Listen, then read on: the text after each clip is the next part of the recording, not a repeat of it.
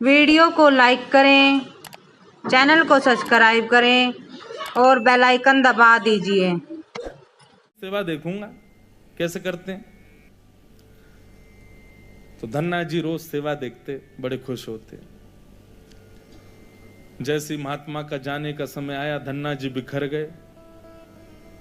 कहां जा रहे हो आप? बोले बेटा अब हो गई हमारी सेवा पूरी, अब हम जा रहे हैं, फिर आएंगे कुछ साल बाद। धन्ना जी बोले तो आप चले जाओ, इनको छोड़ जाओ यहीं पे, ये ठाकुर जी यहीं रहे आए, मैं इनकी सेवा करूंगा। बाबा बोले अरे तुम छोटे बालक हो, तुमसे सेवा बनेगी नहीं बेटा, तुम जिद मत करो। धन्ना जी तो रोने लगे, बोले नहीं मैं सेवा करूंगा, मुझे तो ये चाहिए। जैसे कोई वस्तु के लिए बालक जिद करता है, ऐसे धन्ना जी ठाकुर जी के लिए जिद करने लगे। माता पिता परेशान, महात्मा अलग परेशान, क्या करें। और इतना रोवे कि महाराज पूरा घर अधर कर दिया, मोहल्ले वाले तक इकट्ठे हो गए। क्या हो गया? बोले धन्ना जी के महात्मा जी जा रहे हैं, उनके ठाकुर जी मांग रहा है धन्ना। अब किसी में ये हिम्मत भी नहीं कि महात्मा से यूं कहते दे जाओ। और कोई वस्तु हो तो ये भी कह देते हैं लोग, दे जाओ चलो हम दूसरी दे देंगे। ठाकुर जी की बात है भैया, कोई अपनी सेवा कैसे दे सकता है। धन्ना जी इतने रोए, सिर पटक पटक के रोने लगे, छोटे बालक। महात्मा बोले बड़ी विडंबना, ठाकुर जी रक्षा करो, क्या करें। इतने महात्मा बाहर गए और गोल गोल काले से दिखने वाला एक पत्थर उठा लाए, उसमें बढ़िया घी भी लगा करके और इत्र लगा के सुगंधित कर दिया, उर्द पुंड तिलक लगा दिया ठाकुर जी जैसा। और अपने ठाकुर जी तो नीचे एक छोटे सिंहासन पर विराजमान कर दिए और बड़े सिंहासन पर वो पत्थर ला के रख दिया और बढ़िया सजा के। धन्ना रो रहे थे, उठा के गोद में ला, देख देख देख तेरे ठाकुर जी आगे देख। धन्ना जी जैसी मंदिर में, धन्ना जी की दृष्टि तो उन्हीं के ठाकुर जी पे, जय चाहिए। महात्मा बोले लाला देख, ऊपर सिंहासन पर बड़े ठाकुर जी बैठे और नीचे छोटे ठाकुर जी बैठे। वो बड़े वाले जो हैं वो तो हैं राजा ठाकुर, और ये छोटे वाले जो नीचे बैठे हैं ना, ये सिपाही ठाकुर।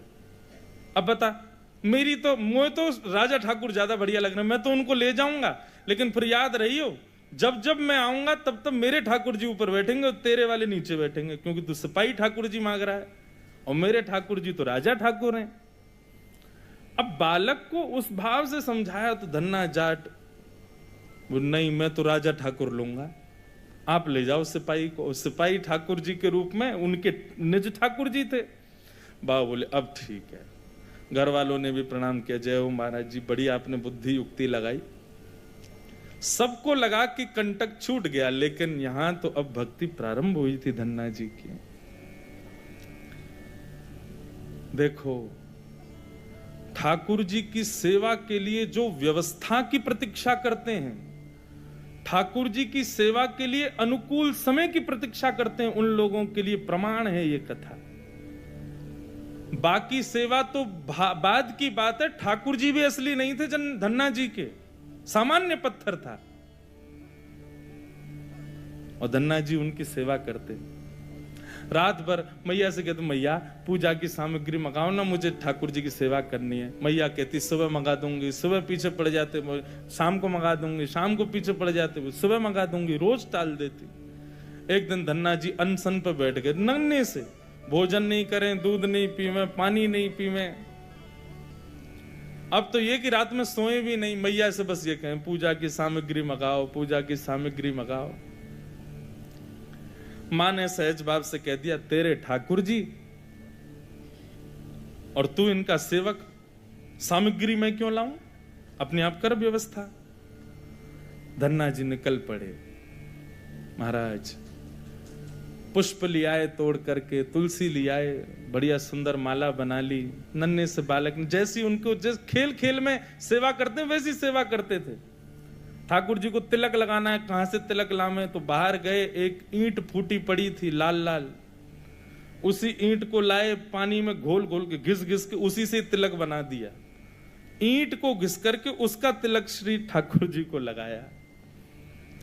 ऐसी सेवा करने लगे। अपने संगी रखें, अपने संगी सुलामें, संगी मतलब खेल खेल की सेवा थी केवल।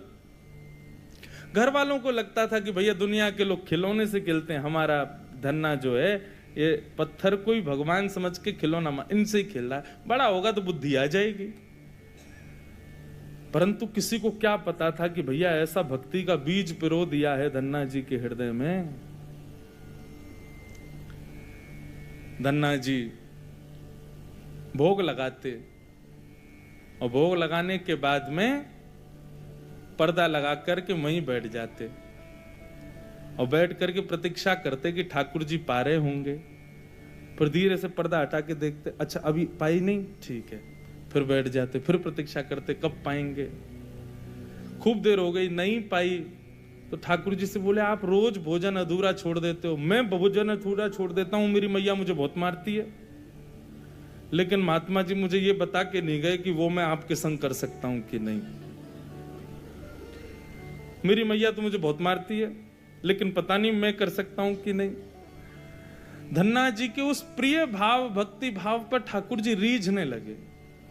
एक दिन तो धन्ना जी हट करके बैठ गए, यदि आपने नहीं पाया तो मैं भी नहीं पाऊंगा। धन्ना जी ने थोड़ी देर देखा, थाली यथावत रखी है, नहीं पा रहे, तो ठाकुर जी की तरफ कमर करके लेट गए। तो ठीक है, तो आज मैं भी भूखा सोऊंगा। इतने में ही जैसे उंगली को कोई जोर से चाटे तो चट चट आवाज आती है ना, ऐसी चाटने की जोर जोर से आवाज आने लगी। धन्ना जी बोले ये चप चप खा कौन रहा है और ये ऐसे चटकारे ले ले करके कौन उंगली चाट रहा है। जैसे ही पर्दा हटा करके देखा तो नील माधव भगवान बैठ करके धन्ना जाट की उस थाली में से प्रसाद पा रहे थे। दर्शन किए जब श्याम सुंदर के, मोहित हो गए। ऐसा नील वरण ठाकुर जी का कटाक्ष नेत्र, बढ़िया सुंदर घुंघराले केशों की गूंद बना करके उसमें मोर पंख लगा रखा है। जैसे धन्ना जाट छोटे वैसे ठाकुर जी भी छोटे से नन्हे से गोपाल जी आ गए। और जैसे मानो पूरे हाथ में सान लेते हैं ना सब्जी छोटे बालक, ऐसे ठाकुर जी ने माखन मिश्री और सारी सब्जी सान रखी है और खूब प्रेम से चाट चाट करके पा रहे हैं। धन्ना जाट बड़ा प्रसन्न हो गया, बोले आप तो बड़े प्यारे हो, आज आप प्रत्यक्ष मेरे सामने आ गए। ठाकुर जी धीरे धीरे अब धन्ना जाट के सखा बनने लगे। धन्ना थोड़ा बड़ा हुआ, गऊ चराने बछड़ा बछिया चराने जाता तो अपने शालिग्राम, जो शालिग्राम थे ही नहीं, सामान्य पत्थर थे, उनको सजा धजा के बढ़िया अपनी जेब में धर के ले जाता। रास्ता भर उनसे बात करता, नीचे वृक्ष के नीचे बैठ करके ठाकुर जी, अब कोई नहीं है ठाकुर जी प्रकट हो जाओ, तो ठाकुर जी प्रकट हो जाते, धन्ना के साथ प्रेम से पाते।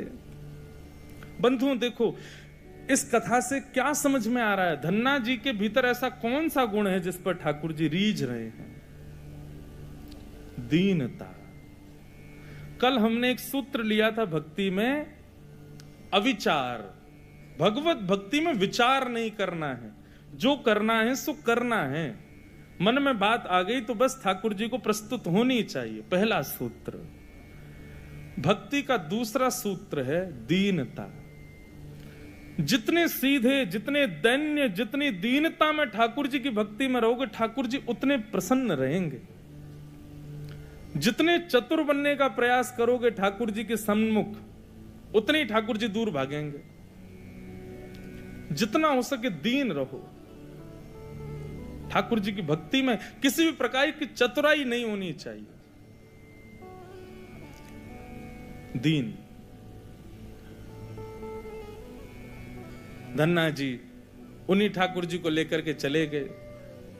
ठाकुर जी आज बोले, धन्ना तू तो मेरी बड़ी सेवा करे, पर मेरा भी मन करे कि मैं भी तेरी सेवा करूं। सब लोग इधर देखो, कथा सुनो। धन्ना जी बोले, ठाकुर जी ये उचित नहीं है, आप भगवान हो, आप एक ईश्वर तत्व हो, आपकी सेवा हम करें अच्छा लगता है, पर आप हमारी सेवा करो ये कहां की शोभा है। ठाकुर जी बोले, नहीं धन्ना हम तो तुम्हारी सेवा करेंगे, हमें बताओ हम क्या करें। और भैया ये भक्ति ये भक्त भगवान वाली बात थोड़ी है। यहां तो सखा हैं, आप हमारे सखा हो, हम आपके सखा। सखा तो आपस में मिल बांट के सब काम करें। बता भैया धन्ना हम क्या करें? धन्ना जाट बोले तो फिर एक काम करो, आप हमारी गैया चराओ। ठाकुर जी बोले ये तो हमारे जन्म जन्म को काम है, ये तो हम बड़ी निपुणता से करेंगे। और बंधुओं यही होता, धन्ना जाट अपने घर से गैया लेके जाता और वन में जाकर के ठाकुर जी को जैसे ही बाहर पधराता, इतने में वृक्ष के पीछे से ठाकुर जी आ जाते और ठाकुर जी कहते धन्ना अब तू जाके आराम कर, हम गैया चरा देंगे। और सारी गैया ठाकुर जी चराते। शाम का समय जब होता तब धन्ना जी जाते और जाके ठाकुर जी को दोबारा अपनी जेब में रख के गैया लेके आ जाते। एक दिन वो महात्मा आ गए जो धन्ना जी को वो पत्थर दे के गए थे। जैसे ही घर पे आए तो धन्ना जी लेटे थे। महात्मा आके बोले और बताओ भाई धन्ना सब ठीक? अरे गुरुजी आए, गुरुजी जय हो, गुरुजी प्रणाम आपके चरणों में। और बताओ वो कहाँ हैं तुम्हारे राजा भगवान? बोले भगवान तो गैया चरावे गए हैं अभी, ये समय तो गैया चराने का है ना, गैया चरावे जामे वो रोज। महात्मा बोले देखो कुछ भी बोलता है, ये अभी बालक ही है, छोटा ही है अभी। माता पिता बोले कहां बताएं, ऐसी या की सोच है, गैया ने छोड़ आवे पता ना कहां, शाम को ले आवे उन्हें। अरे गुरुजी ये लोग मानते नहीं है मेरी बात। भाई सब लोग विराजमान हो जाओ बस, हाँ बैठ जाओ। क्या बता रहा था मैं? हैं? हाँ गैया चरावे जावे। गुरुजी बोले तो फिर वो शिला कहां है जो हमने तुमको दी थी? बोले उन्हीं की तो कह रहा हूं गुरुजी, वो गैया चराने गए। गुरुजी बोले ये तो कुछ भी कह रहा है।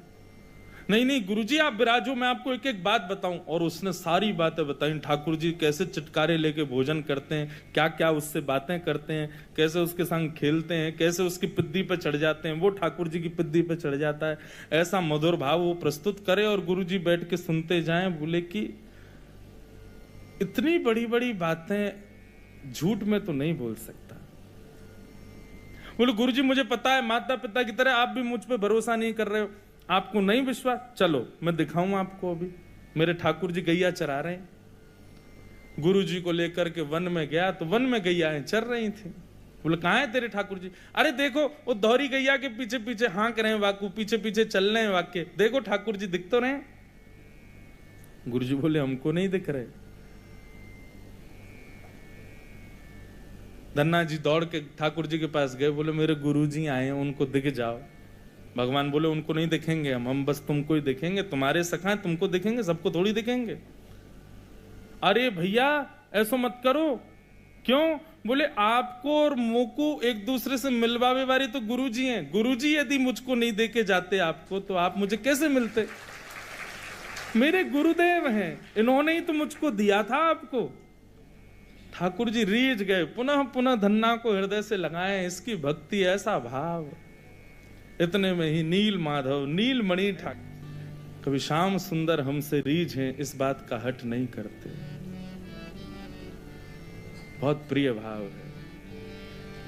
श्याम सुंदर सदा हमको प्यारे रहे, हम उन्हीं के।